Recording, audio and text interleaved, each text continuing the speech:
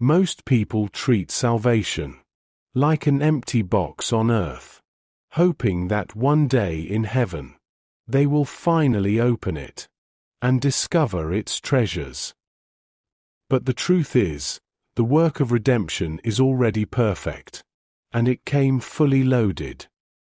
Today, we are moving from hoping to having.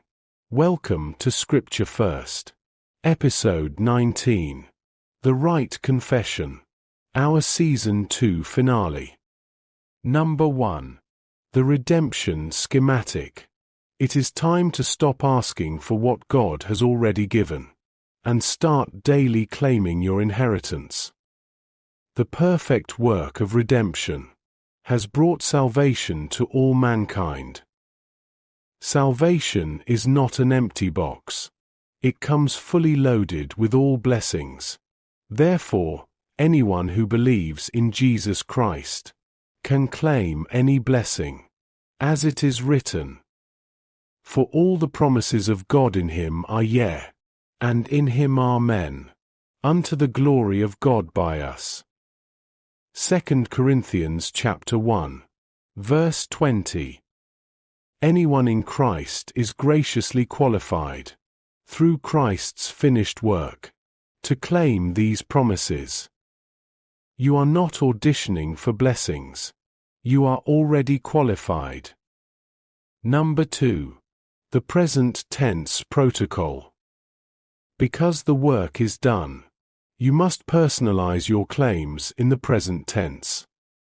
Do not confess "I shall be blessed" if God says it is yours. The moment you believe and say it, the blessing is bound to manifest. Number 3. Right confession is the master filter for your meditation. It helps you think right and ensures you have the right expectations. Your faith is not based on what is seen physically. It is based on God's Word, which is heaven's statement of account. Number 4. Case study. The reconnaissance mission.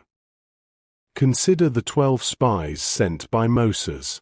They were men of equal potential, but they had different signal integrity. 10 spies confessed fear and doubt, based on their physical senses.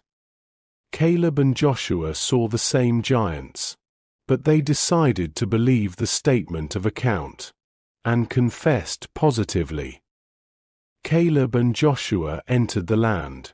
The others did not. Your words, in agreement with God's Word, will transform your reality. Number 5. Imitating the Master Creator. God declares the end from the beginning. He calls things which are not yet in manifestation, as if they were, and they come to pass. Imitate God. Don't say, "I shall be." Say, "I am." Faith is not subject to time or seasons.